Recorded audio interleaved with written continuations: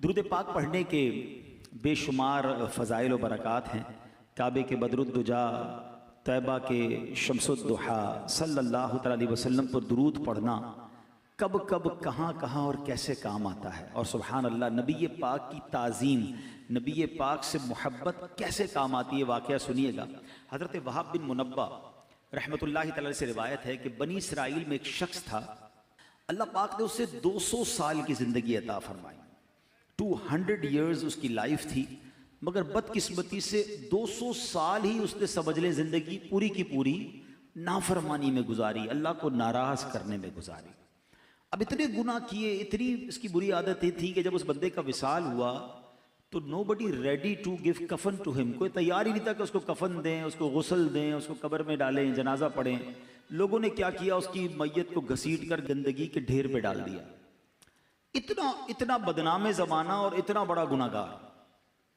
उधर बनी इसराइल ने यह अंदाज़ अपनाया और उधर अल्लाह करीम ने हज़रत मूसा अला नबीना वालिस्सलातु वस्सलाम पर वही भेजी।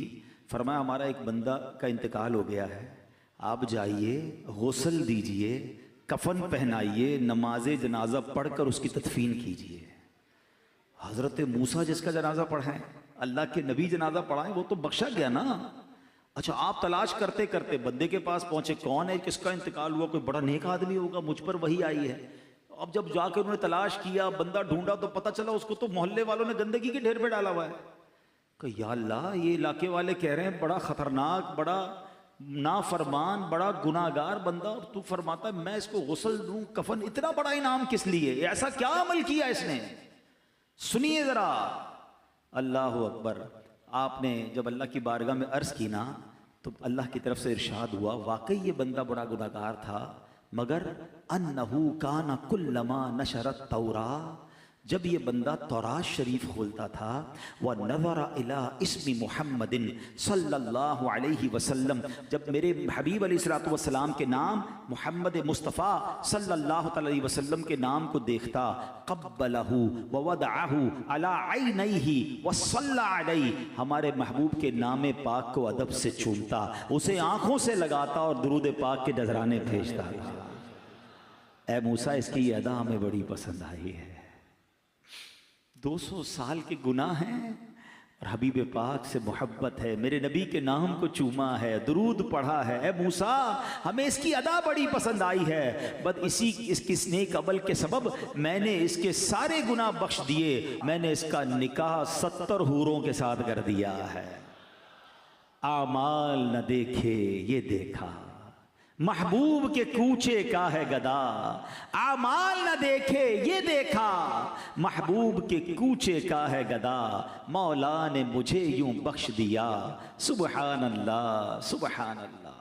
तो नबी पाक से मोहब्बत, प्यारे आका से वारफ्तगी, सरकार दो आलम अलैहिस्सलातु वस्सलाम पर दुरूद पढ़ना, ये अल्लाह को बड़ा पसंद है। तो ऐ मेरे प्यारे इस्लामी भाइयों, खुदारा अपनी ज़िंदगी में दुरूद पाक को शामिल कीजिए, कसरत से दुरूद पाक पढ़िए। इंशाअल्लाह ये दुरूद पाक दुनिया में भी खैर लाएगा, अल्लाह ने चाहा आखिरत में भी खैर व बरकत का सबब होगा। अल्लाह मुझे भी और आपको भी कसरत से दुरूद पाक पढ़ने की तौफीक अता फरमाए। अच्छा, उलमा कहते हैं ये तो बनी इसराइल का शख्स था, उस पर इतना करम हो गया, हम तो आका के उम्मती हैं ना, हम तो उन्हीं की उम्मत में से हैं। हम अगर दुरूद पाक पढ़ेंगे और बार बार पढ़ेंगे और जब जब सरकार का नाम आएगा अपने लबों को चूमेंगे, आका के नामे पाक को चूमेंगे, तो क्यों ना हम पर निगाहे करम होगी। तो इंशाअल्लाह नियत करें, कसरत से दुरूद पाक पढ़ेंगे इंशाअल्लाह। ये मोबाइल फ़ोन जो है ना, ये हमारे रोज़ के घंटों ले जाता है, इससे थोड़ा अपने आप को निकालिए। थोड़ा सा ये आप ज़रा गौर करें ना, इस मोबाइल फ़ोन ने इतना बिजी कर दिया हमको, हम एब्सेंट माइंडेड हो गए हैं। हमारे घर में रहकर भी हम घर में नहीं हैं। वो याद है कुछ अरसा पहले कराची में मोबाइल किसी ना किसी वाक़े की वजह से बंद हो जाता है। एक दिन के लिए मोबाइल फ़ोन बंद हुआ, तो मैंने एक सोशल मीडिया पर बड़ी दिलचस्प पोस्ट पढ़ी थी कि एक शख्स ने कहा कि आज बड़े दिनों बाद अपने घर वालों से मुलाकात हुई, पता चला बड़े अच्छे लोग हैं। क्योंकि घर में रहते भी हमारी मुलाकात तो नहीं है ना घर वालों से, बीवी अपने मोबाइल पर है, बच्चे अपने मोबाइल पर हैं, हम अपने मोबाइल, घर में हैं मगर घर में नहीं हैं। तो कब बड़े दिनों बाद मिला घर वालों से, बड़े अच्छी बातें करते हैं, बड़े अच्छे लोग हैं, टुडे आई नो दैट माशाल्लाह।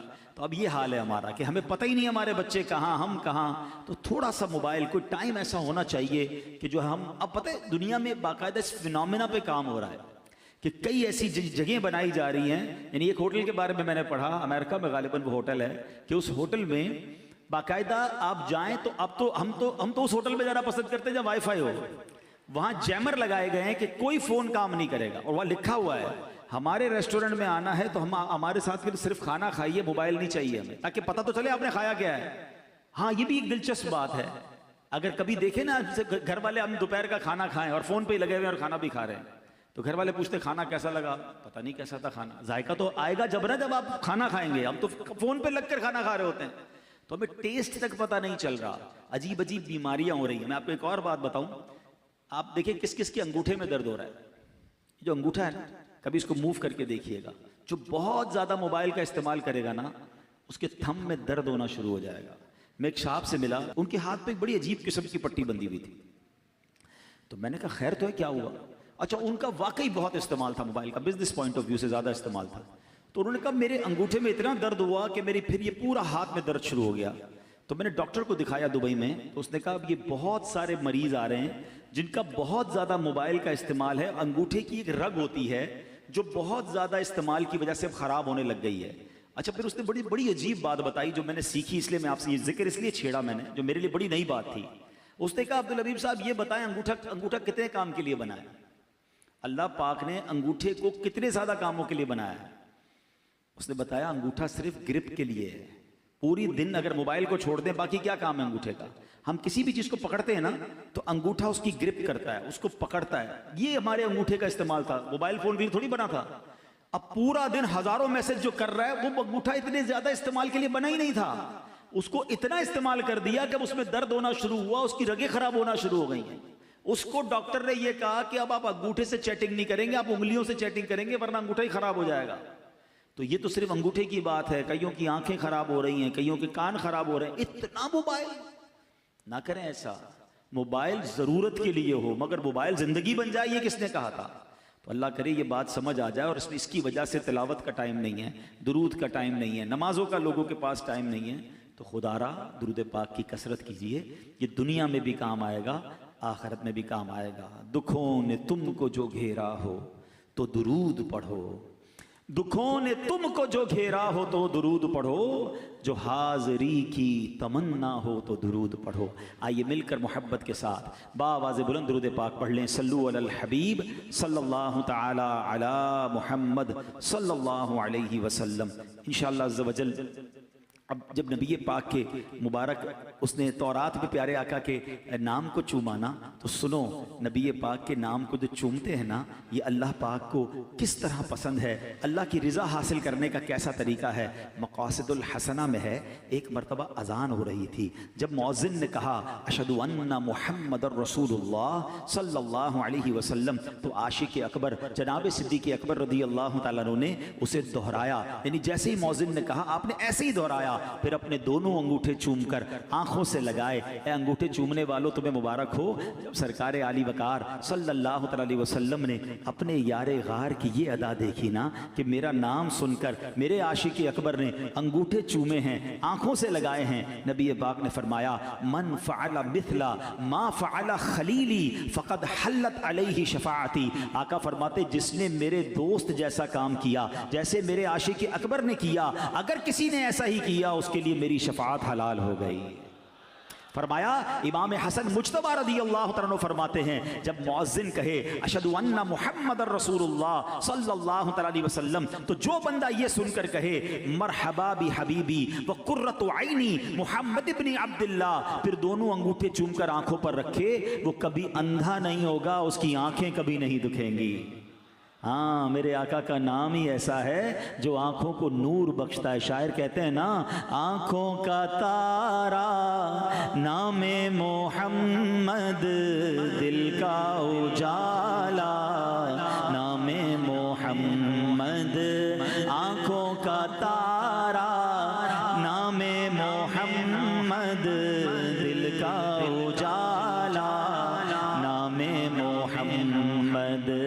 पूछेगा मौला है लाया क्या क्या, पूछेगा मौला है लाया क्या क्या, मैं ये कहूँगा नामे मोहम्मद दिल का उजाला। आए हाय कैसा नाम है, सुनो मेरे आका का। मराकश में एक नेक औरत रहती थी, किताबों में ये वाकया मनकूल है। उसकी आदत थी जब उससे कोई तंगी या परेशानी पेश आती, अपने हाथ चेहरे पे रखती। अंदाज क्या होता था, अपने दोनों हाथ चेहरे पे रखती और सुभान अल्लाह अपने चेहरे को दोनों हाथों से छुपाकर क्या कहती, या मोहम्मद, मोहम्मद सल्लल्लाहु अलैहि वसल्लम कहती। नामे पाक की बरकत से उसकी परेशानी दूर हो गई। कुछ अरसे बाद उस औरत का इंतकाल हो गया। मरने के बाद उसकी किसी रिश्तेदार औरत ने उससे पूछा कि तुम्हारे साथ क्या मामला हुआ। कहा कब्र में दो फरिश्ते आए, मुनकर नकीर आए, सवाल पूछने आए। जब वो मेरे पास आए, मेरी तो आदत थी जब कोई परेशानी होती थी दोनों हाथ चेहरे पे रख के मोहम्मद कहती थी, आका को पुकारती थी, मसला हल हो जाता था। फरिश्ते आए, मैंने चेहरा छुपाया और मोहम्मद सल्लल्लाहु अलैहि वसल्लम कहा। हाथ उठाए तो फरिश्ते जा चुके थे। आए हाय सुभान अल्लाह है। अच्छा मुफ्ती आज़म हिंद मुस्तफ़ा रज़ा खान साहब यही तो ख्याल पेश किया है ना कि ठीक है कब्र में फरिश्ते आएंगे, सवाल जवाब करेंगे, मगर हुजूर मेरा तो दीनो ईमान ही आप हैं। मैंने आप ही की तरफ इशारा कर देना है। वो क्या लिखते हैं, मेरा दीनो ईमान फरिश्ते जो पूछे,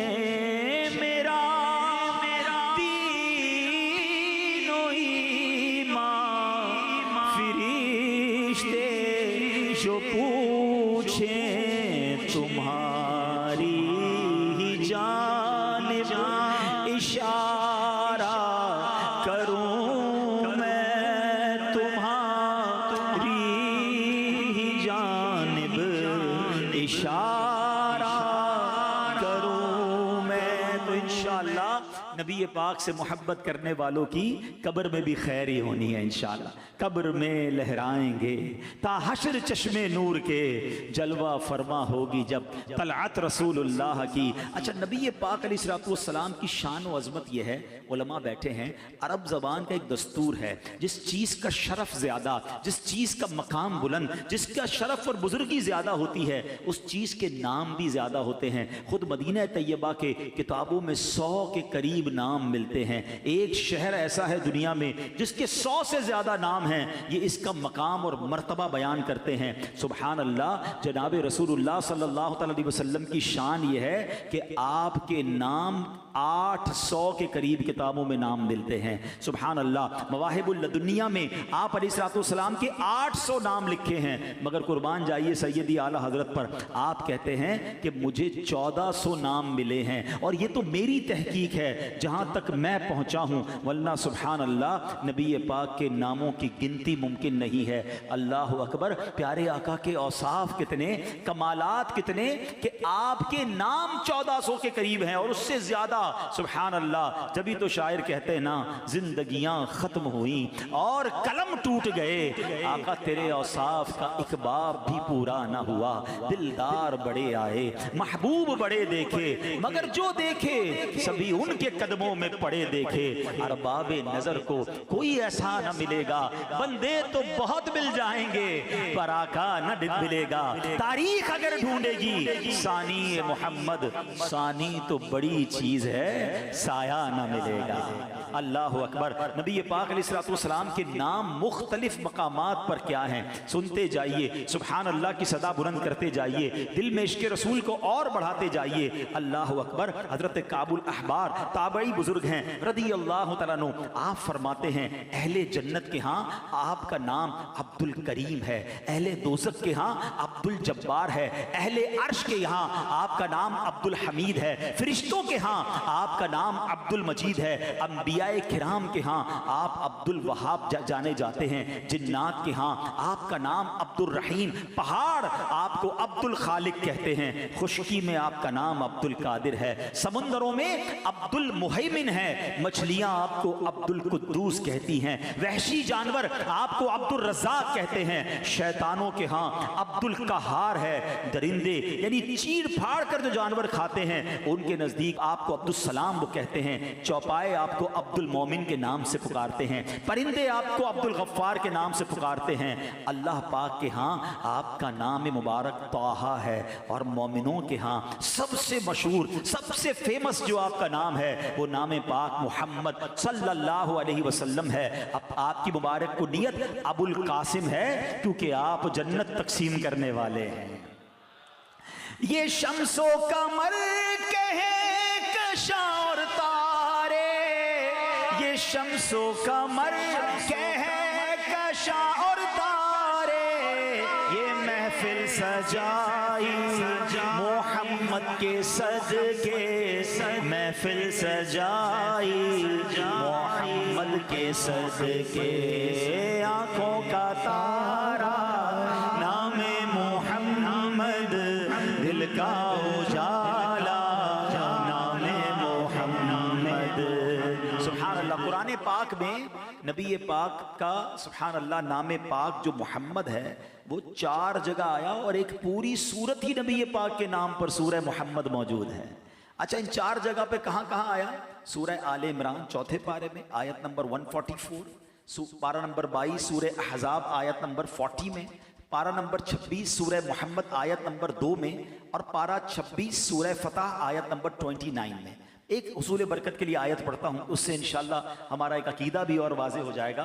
अल्लाह कुरान मजीद में फरमाता है, बिस्मिल्लाहिर रहमानिर रहीम, मा काना मुहम्मदुन अबा अहदिम मिर रिजालिकुम वलाकिन रसूलल्लाहि व खातमन नबिय्यीन व काना अल्लाहु बिकुल्लि शैइन अलीमा। आसान तर्जुमा कुरान कंजुल इरफान, मोहम्मद तुम्हारे मर्दों में किसी के बाप नहीं हैं, लेकिन अल्लाह के रसूल हैं और सब नबियों के आखिर में तशरीफ़ लाने वाले हैं, और अल्लाह सब कुछ जानने वाला है। नबी पाक का जिक्र भी है इस आयत में, नाम मोहम्मद का भी जिक्र है, और ख़ातमुन नबिय्यीन है उसका ऐलान भी है।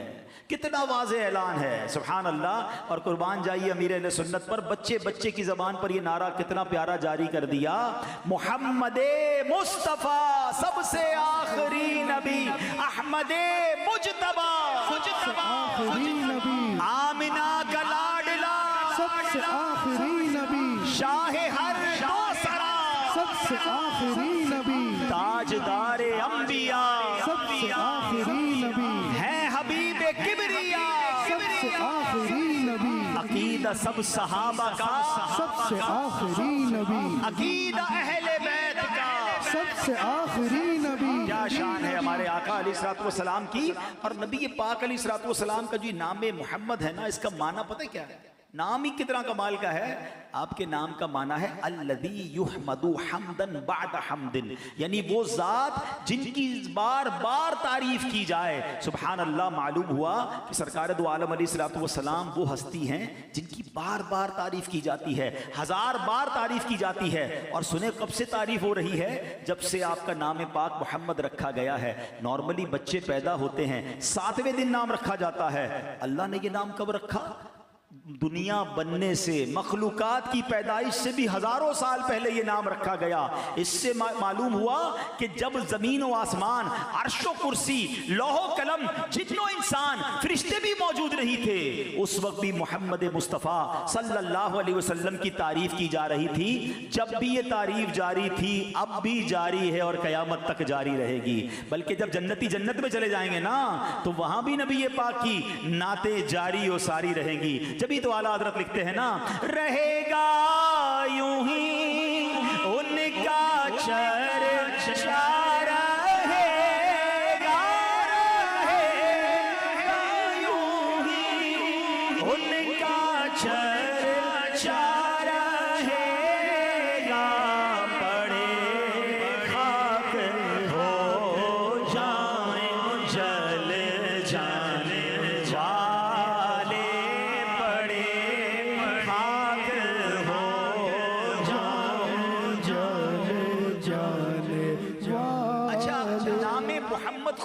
डिस्क्राइब करता है। अकीदा खत्म नबूवत इतना मजबूत हमारा होना चाहिए, कहते हैं पिलपिली दीवार हो तो उसमें कोई पिन दाखिल हो जाती है। हम अपने अकायद में इतने मजबूत हो कि कोई वसवसे की पिन डालना चाहे तो पिन टेढ़ी हो जाए, दीवार में दाखिल ना हो सके। तो इतना मजबूत अकीदा रखो। सुनो, दलाइल तो उलमा ने बड़े दिए। जरा एक लतीफ नुक्ता देखो। उलमा कहते हैं कि लफ्ज मोहम्मद हम्द से बना है, ठीक है, और हम्द हमेशा आखिर में की जाती है। यानी खाना खा लेते हैं तो क्या कहते हैं? अल्हम्दुलिल्लाह। पानी पिए तो आखिर में क्या कहते हैं? अल्हम्दुलिल्लाह। कोई भी काम हो जाए तो उसके बाद हम्द की जाती है। यहां तक कि अल्लाह पाक ने अहले जन्नत के मुतालिक क्या फरमाया? व आखिरु दअवाहुम अनिल हम्दुलिल्लाहि रब्बिल आलमीन। और उनकी दुआ का खात्मा यह है कि तमाम तारीफें उस अल्लाह के लिए हैं जो तमाम जहानों का पालने वाला है। मालूम क्या हुआ? हम्द सबसे आखिर में की जाती है। सारे नबियों के नाम देख लें, किसी का नाम मोहम्मद नहीं था, ठीक है, किसी का नाम मोहम्मद नहीं है। क्यों? इसलिए कि सिलसिला नबूवत जारी था। और जब आखिरी नबी तशरीफ ले आए तो आखिर में मोहम्मद मुस्तफ़ा अहमद मुजतबा सल्लल्लाहु अलैहि वसल्लम को भेजा गया। उनका नाम पाक मोहम्मद रखकर बता दिया कि अब हम्द हो गई, दुनिया में अब किसी और नबी ने नहीं आना। मोहम्मद मुस्तफ़ा आखिरी नबी, अहमद मुजतबा, मजबूत अकीदा होना चाहिए कि जनाब रसूलुल्लाह सल्लल्लाहु अलैहि वसल्लम यही सबसे आखिरी नबी हैं। और सुभान अल्लाह, अब आओ नाम मोहम्मद की बरकतें अब हम कैसे हासिल कर सकते हैं? वैसे तो उनका नाम बरकत, उनका जिक्र बरकत, उनकी दुरूद पाक उन पर पढ़ें तो बरकत।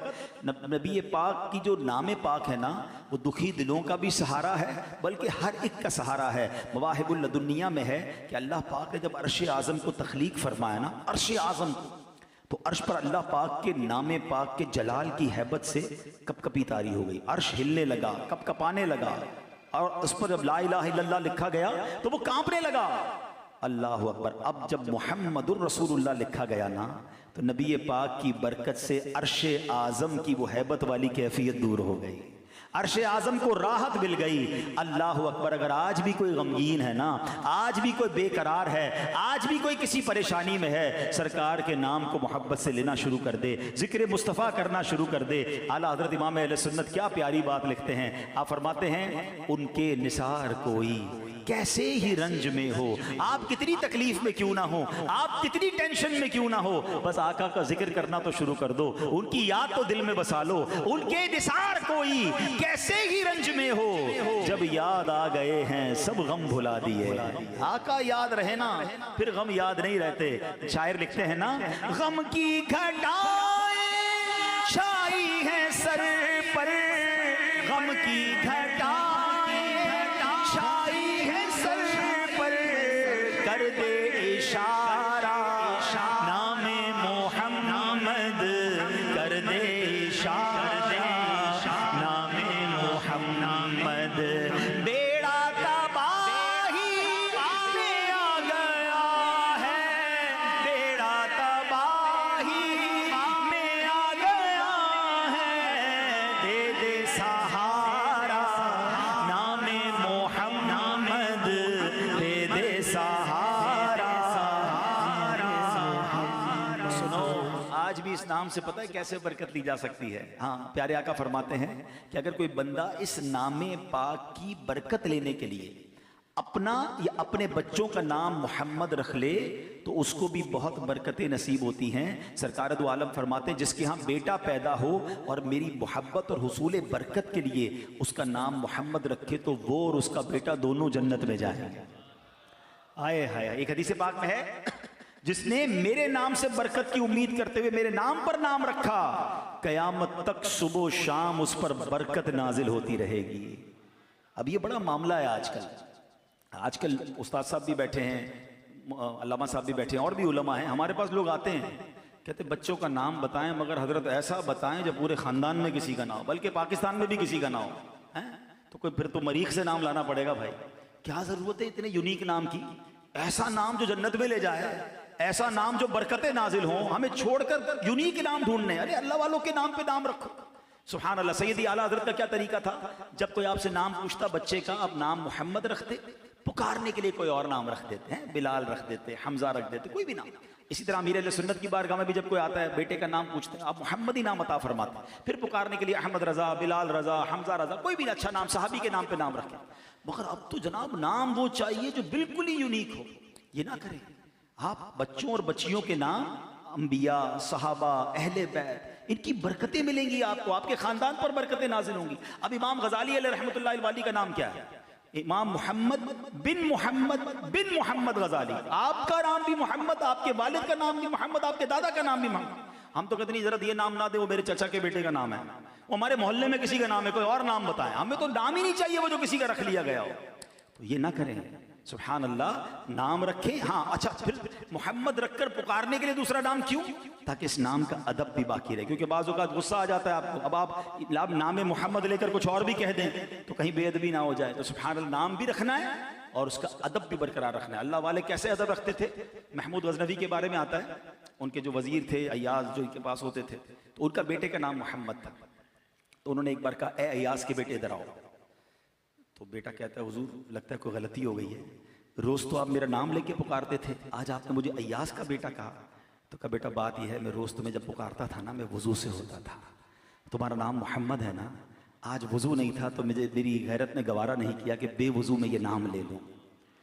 अदब वाले तो ऐसे अदब करते हैं, उलमा कहते हैं ऐसे नाम रखो, जरूर रखो, फिर उसके नाम का अदब भी करो। उसी नाम के साथ मादअल्लाह बुरी बातें लोग लगा रहे होते हैं। जब तो उलमा कहते हैं बोलने में एहतियात करनी चाहिए, कौन सा वक्त कबूलियत का हो। जैसे किसी का जैसे कहते रहमत, बरकत, ये नाम अव्वल तो रखने नहीं चाहिए, रखे तो फिर उसके संभालें उसको। हैं घर में बरकत भाई है, नहीं बरकत नहीं है, चली गई, तो कहीं बरकत कबूलियत का वक्त है ना, बरकत ही चली जाए। रहमत है, नहीं है, रहमत नहीं है, तो क्या पता कबूलियत का वक्त ना हो। तो नाम वो रखें कि फिर जिसका आप एहतराम भी करें, और नाम अच्छे ही रखने चाहिए। और बहरहाल सुभान अल्लाह, बेटे की बात हुई है तो सुनो, बड़े हो सकते हैं बेटों की तमन्नाएं यहाँ हो, मुझे सुन रहे हों। इमाम अता रहमतुल्लाहि तआला फरमाते हैं कि जो ये चाहे कि उसकी औरत के हमल में लड़का हो, तो उसे चाहिए कि अपना हाथ औरत के पेट पर रख कर कहे, इनकाना ज़करन फ़क़त सम्मैतुहु मुहम्मदन, यानी अगर ये लड़का हुआ तो मैंने इसका नाम मोहम्मद रखा, इंशाअल्लाह लड़का होगा। आका के नाम की बरकत देखो इंशाअल्लाह। मगर यहाँ मैं एक छोटा सा बारीक नुक्ता ज़रूर अर्ज़ करूँगा। यकीनन लड़का बेटा बहुत बड़ी नेमत है, मगर बेटी भी बहुत बड़ी सआदत है। बहुत सारी हदीसें हैं बेटियों के फ़ज़ाइल पर। नबी पाक अलैहिस्सलाम फरमाते, जिसका मज़मून है किसी की 3 बेटियाँ हों, उसकी अच्छी परवरिश करे तो अल्लाह पाक माँ बाप दोनों पर जन्नत वाजिब करार दे देता है। एक साहबी ने कहा, हुजूर 2 बेटियाँ हों? फरमाया 2 बेटियाँ हों फिर भी जन्नत वाजिब हो जाती है। इसी नर्स की, हुजूर 1 बेटी हो? फरमाया 1 बेटी हो फिर भी जन्नत वाजिब हो जाती है। और एक हदीस तो बेटियों के लिए इतनी निराली है, अल्लाह के हबीब अलैहिस्सलाम फरमाते, जिसका मजमून है बेटियों को बुरा मत कहो, बेशक मैं भी बेटियों वाला हूँ। ये जुमला कितना प्यारा है, मैं भी बेटियों वाला हूँ। मगर आज घर में अजीब झगड़े हैं, इस बात पर लड़ाइयाँ हो रही हैं, बेटा नहीं हो रहा, अपनी बीवी को ताने देते हैं। अल्लाह के बंदो, वो आपकी ज़ौजा है, औरत के हाथ में नहीं है, उसके इख्तियार में नहीं है, ये अल्लाह की देन है। अब तो मेडिकल साइंस भी ये बताती है कि जनाब औरत से ज्यादा मर्द का मामला होता है, लेकिन अल्लाह जिसे चाहे अता फरमाए। आपको वजीफा भी दे दिया, लेकिन इस बिना पर अपनी बीवी पर जुल्म करना, अपनी बीवी को ताने देना, उसके लिए जिंदगी मुश्किल कर देना, खुदा के वास्ते ऐसा ना करें। नाम मोहम्मद सल्लल्लाहु अलैहि वसल्लम जिनका जिक्र खैर सुन रहे हो ना, मैं आपको हदीस पाक सुनाता हूँ। हदीस पाक है जिसका मजमून है कि सुन लो, तुम में सबसे बेहतरीन वो है, द बेस्ट अमंगस्ट यू। आका फरमाते, तुम में बेहतरीन वो है जो अपने घर वालों के साथ बेहतरीन है।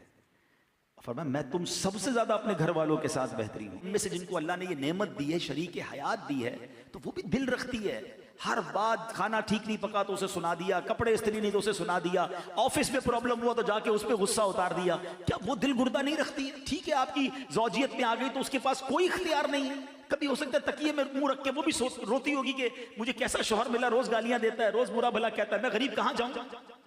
खुदा के वास्ते ऐसा ना करें, उसका भी दिल है, और अगर उसकी दिल आजारी की तो कयामत के दिन इस पर भी जवाब देना पड़ जाएगा। कुर्बान जाइए मेरे शेख तरीक़त अमीर अहले सुन्नत एक बार मदनी मुज़ाकरे में क्या फरमाते हैं, आप फरमाते हैं कि अगर सेठ ने अपने मुलाजिम का दिल दुखाया है, नाजायज उसकी हक तलफी की है, उसको मुलाजिम से माफी मांगनी होगी। शौहर ने अपनी बीवी का दिल दुखाया है, शौहर को बीवी से माफी मांगनी होगी। आप फरमाते बाप ने नाजायज अपने बच्चों का दिल दुखाया है, बच्चों से माफी मांगनी होगी। और सुनो आगे बढ़कर बात फरमाई, फरमाया अगर पीर ने अपने मुरीद की दिल आजारी की है, हक तलफी की है, तो पीर को माफी मांगनी होगी। ये कितनी बड़ी बात है, मगर फिर आपने उसको डिस्क्राइब किया क्यों? आप फरमाते खुद सरकार दो आलम अलैहिस्सलाम सहाबा इकराम के सामने फरमाया करते, किसी का हक आता है तो मुझसे ले ले। ये कैसी शानदार तरबियत है। और आज मैं कहूं मैं बीवी से माफी मांगू, अरे मैं मर्द हूं, अरे तुम मर्द भले हो मगर मुसलमान पहले हो, की है दिल आजारी तो मांगनी पड़ेगी माफी, वरना ऐसा ना हो कयामत के दिन वो मजलूम खड़ी हो जाए। ऐ मेरे प्यारे इस्लामी भाइयों, अपनी ज़ौजा की अहमियत समझनी हो ना। कभी एक दिन हम सब असल बात होगा, हमें लगता है मैं बाहर जाता हूं, इतना कमाता हूं, इतनी मेहनत करता हूं, यकीनन आप काम करते हैं, मगर वो जो घर में कर रही है ना वो हम नहीं कर सकते। कभी करके देख लें, एक दिन छुट्टी वाले दिन कहे सारे घर के काम मैं करूंगा, बच्चों को मैं संभालूंगा, तो पंजाबी में कहते हैं ना लग पता जाएगा, बंदा कहेगा वो बारी ठीक था भाई, है जिसका काम उसी को साझे, ठीक है। और मैंने इसका मुजाहरा पता है कब देखा है, जब किसी के घर में अचानक बीवी दुनिया से चली जाए। हाँ, उससे पूछो, जब उसको बच्चे संभालने पड़े, जब उसको घर संभालना पड़ा, फिर अंदाजा हुआ कि मुझे तो कितनी आसानियां थी, मेरे कपड़े तैयार, मेरा खाना तैयार, मेरी दवाई पीनी तो दवाई तैयार, और फिर भी मैं बातें ही सुनाता हूं। कभी आपने सोचा, अच्छा ये मैं बड़ी अजीब बात कर रहा हूं, हो सकता है कोई कहे मौलाना साहब को क्या हो गया, मैं इस्लाम की बात कर रहा हूं। मैंने आपको आपके नबी की हदीस सुनाई है, सरकार दो आलम अलैहिस्सलाम से सवाल हुआ कि आपके लिए सबसे पसंदीदा शख्सियत कौन सी है, हुजूर आप सबसे ज्यादा किससे मोहब्बत फरमाते हैं? आप सोचो नबी पाक ने क्या जवाब दिया। आपने फरमाया आयशा रदियल्लाहु ताला अन्हा, हमारी अम्मी हुजूर का नाम लिया, सरकार ने अपनी ज़ौजा का नाम लिया, बेस्ट सबसे ज्यादा नबी पाक मोहब्बत फरमाते। हम तो इजहार भी नहीं कर सकते, कभी अपनी ज़ौजा को शुक्रिया कहा, आपकी बड़ी मेहरबानी, आप मुझे इतनी खिदमत करती हैं, आपके लिए मैं आज तोहफा लाया, आप जब देखो मेरी खिदमत करती हैं। अरे नहीं यार मैं कैसे कह दूं, मेरी इज्जत कम हो जाएगी, किसने का कम हो जाएगी। हाँ ये जरूर है घर वालों को लगेगा तबीयत ठीक नहीं है, लगता है कि इन्होंने शुक्रिया कहना शुरू कर दिया, चाय पेश की तो जज़ाकल्लाह, है खाना पेश किया तो जज़ाकल्लाह, 25 साल से तो आज तक नहीं कहा, आज कहना शुरू कर दिया। वो बेचारी पूछेगी तबीयत तो ठीक है, लेकिन आप कहना नहीं बयान सुन के आया तब रोज जज़ाकल्लाह कहूंगा। हाँ घर का माहौल अच्छा हो जाएगा, है उनके चेहरे पे भी मुस्कुराहट आनी चाहिए। मैं आपको एक और बात समझाता हूं कि आप कभी सोचिएगा, हमारी ज़ौजा की शायद हर दुआ में हम होते हैं, हर दुआ में हम अपने सुहाग के लिए, अपने बच्चों के वालिद के लिए दुआ मांगती है। हम कितनी दुआ मांगते हैं उसके लिए, ये गौर कीजिए। लेकिन यकीन करें शायद आपको अंदाजा नहीं है, मैं इसलिए इस बात को बहुत क्लोजली समझता हूं कि मैंने बहुत क्लोजली अपने अम्मी अब्बू को देखा। मेरी वालदा दुनिया से चली गई, अब्बू दुनिया में थे, मैंने जब अब्बू की तन्हाई देखी ना और उनकी कैफियत देखी, हम समझते जवानी में मियाँ बीवी जरूरी हैं, ये रिश्ता मरते दम तक जरूरी है, बुढ़ापे में ज्यादा जरूरी है। ये एक दूसरे के दुख दर्द के साथी होते हैं, इनका उठना जल्दी होता है, इनका सोना जल्दी होता है, इनके बहुत सारे मामूलात एक दूसरे से जुड़े हुए होते हैं। शरीक हयात पहले चली जाए ना, मर्द टूट के रह जाता है। अच्छा मर्द चला जाए औरत जिंदगी गुजार लेती है, क्योंकि उसको बच्चों को, कई बेवा औरतें हैं जिन्होंने अपने बच्चों को बड़ा किया है, क्योंकि उनको घर संभालना आता है, मर्द को नहीं आता। तो मेरे प्यारे इस्लामी भाइयों कदर कीजिए, ये अल्लाह की नेमत है, और इस कदर का इजहार भी कीजिए, उनके लिए दुआएं कीजिए, उनका शुक्रिया अदा कीजिए। और इस बिना पर घर में झगड़ा मत कीजिए कि लड़का नहीं हो रहा, बेटा नहीं हो रहा। ये बेटी कितनी बड़ी नेमत है, पूछो इनसे जितने बैठे बेटियों वाले, आज भी वालिद घर में जाए तो बेटी ज्यादा प्यार देती है, बल्कि शादी के बाद भी बच्ची अपने वालिद से अटैच होती है। तो ये बहुत बड़ी नेमत है, घर की रौनक है। लोग कहते हैं बेटा नहीं होगा तो रिस्क का क्या होगा, फिर किधर गया तुम्हारा ईमान। मैं जानता हूं 4 बच्चियों के वालिद से, हमारे रिश्तेदार हैं, 4 बेटियां, एक भी बेटा नहीं है। कहते यार जब जब बेटी अल्लाह ने दी, ऐसा रिस्क दिया, मेरी तो अकले हैरान है माल किधर से आ रहा है। हाँ बेटियां, वो गमजदा नहीं है, मेरी 4 बेटियां, मैं बहुत खुश हूं, अल्लाह ने बरकत किया। हाँ क्यों खुश है, और अल्लाह ने नवाजा क्योंकि उसने शिकवे नहीं किए। बंदा क्या मैं लड़ाई भी करता रहा, बीवी को गालियां भी देता रहा, रिस्क क्यों नहीं आया, तुमने तो नाशुक्री की। तुम शुक्र तो अदा करते कि या अल्लाह तेरी मेहरबानी, तूने रहमत अता फरमाई। नबी पाक की हदीस तो सुनो ना यार, आका फरमाते मैं भी बेटियों वाला हूं, बेटियों को बुरा मत कहो। तो अल्लाह करे कि ये बात हमें समझ आ जाए, हम प्यार मोहब्बत से रहें। छोटी सी जिंदगी है, याद रखना जिसके घर में सुकून है ना। अब मैं अपनी बहनों से बात कर लेता हूं। मैं एक बात कहना चाहता हूं ज़िंदगी में बहुत परेशानियां हैं। आपके जो शौहर हैं या आपके भाई हैं, आपके वालिद हैं, इस ज़माने में बहुत टेंशन है, महंगाई है। आप घर में सुकून रखें।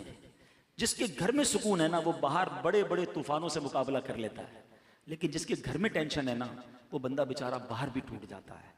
तो अगर घर में किसी वजह से कोई कमज़ोरी है, खाने पीने की कमी है, रोज़गार की कमी है, प्रेशर ना दें अपने घर वालों को।